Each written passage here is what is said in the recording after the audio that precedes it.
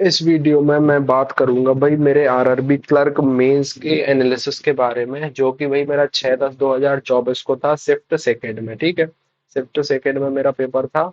और बाकी अब अपन अटेम्प्ट की बात करते हैं कि मैंने अटेम्प्ट कितना किया है। तो जैसे कि भाई मैंने आरआरबी पीओ मेंस के टाइम भी बताया था कि मैं एक्सपेक्ट कर रहा हूँ कि पेपर आने वाला है इजी। तो पेपर इजी ही रहा है ओवरऑल। तो अपन अभी अटेम्प्ट की बात करते हैं। तो रीजनिंग में मेरे भाई अटेम्प्ट हुए 38। और 38 अटेम्प्ट में मैंने दो क्वेश्चन छोड़े हैं। जो दो क्वेश्चन छोड़े हैं वो थे भाई, एक तो वर्ड फॉर्मेशन था, और एक वर्ड फॉर्मेशन के साथ एक भी वर्ड का ही क्वेश्चन था, उसमें शायद बैकवर्ड या फॉरवर्ड जो भी पूछा हो वो मैंने पढ़ा ही नहीं है। तो ऐसे मेरे 38 अटेम्प्ट हुए हैं।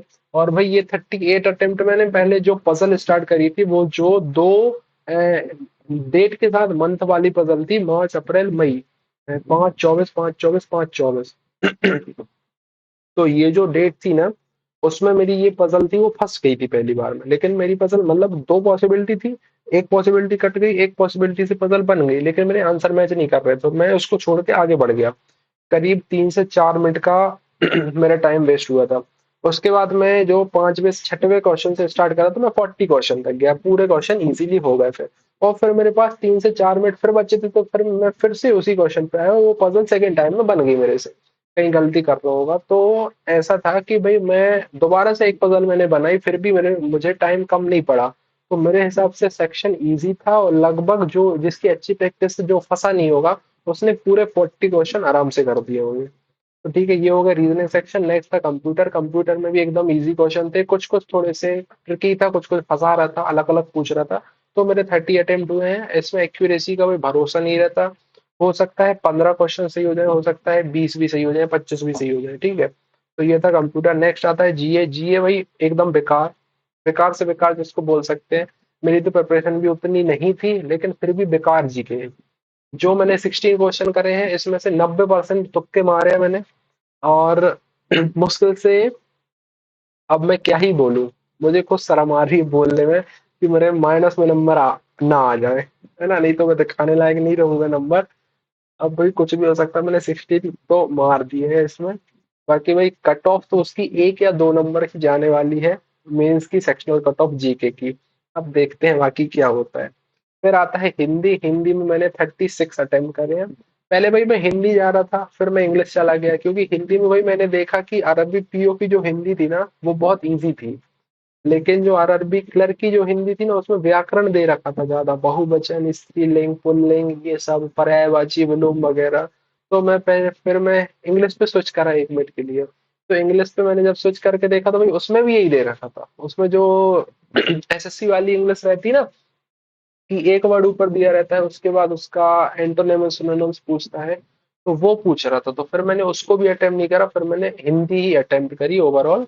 तो हिंदी में मेरा जो क्लोज टेस्ट था वो थोड़ा ट्रिकी सा लग रहा था मुझे, उसमें कुछ क्वेश्चंस गलत हो सकते हैं। बाकी हिंदी में मैंने 36 अटेम्प्ट करे हैं। फिर आता है भाई क्वांट। क्वांट में मेरे 27 अटेम्प्ट है। तो क्वांट में भी भाई थोड़ी सी दिक्कत रीजनिंग जैसी हो गई थी मेरे साथ, की जो स्टार्टिंग वाली डीआई थी वही डीआई जिसमें वो डिफरेंस दे रखा था एक साइड ऑफलाइन प्लस ऑनलाइन का, और एक तरफ दे रखा था percentage of offline out of the total.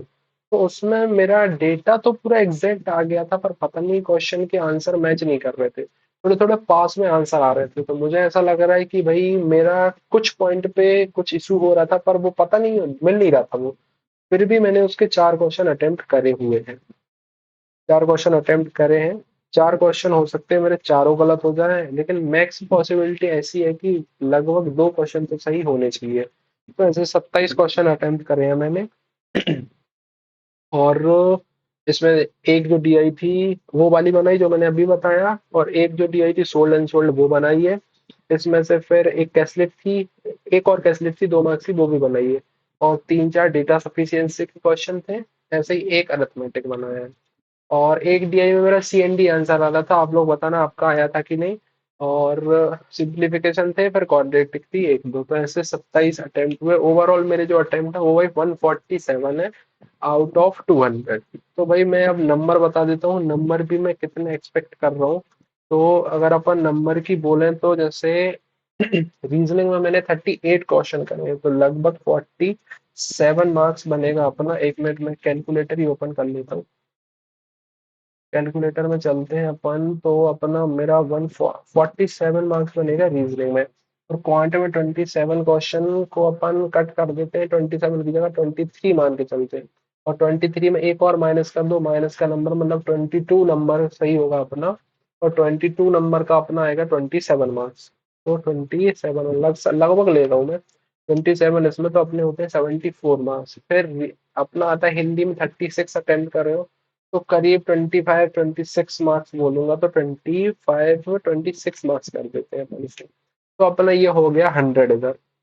फिर अब आता है कंप्यूटर।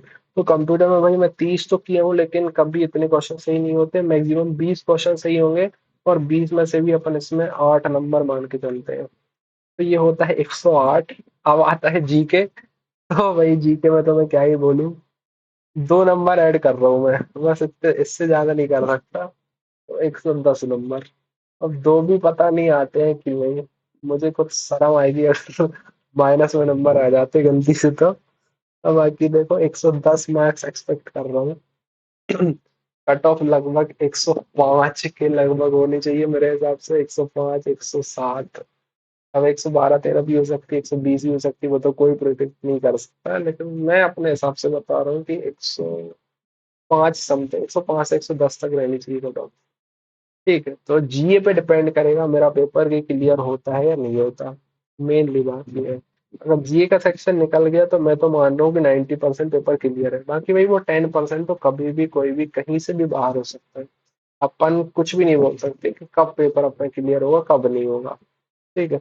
बाकी मेरे 100 कितने अटेम्प्ट है आरआरबी पीओ में, शायद 117 अटेम्प्ट है कितने हैं। आरआरबी पीओ का भी बताता हूँ मैं अटेम्प्ट, और उसका मैं एनालिसिस पता नहीं दिया हो कि नहीं दिया हो। इसके अटेम्प्ट जो है मेरे 20 29 15 35 50 20 29 49 122 अटेम्प्ट है इसमें। और इसमें हो गए हैं 147। ठीक है भाई, थैंक यू, यही था।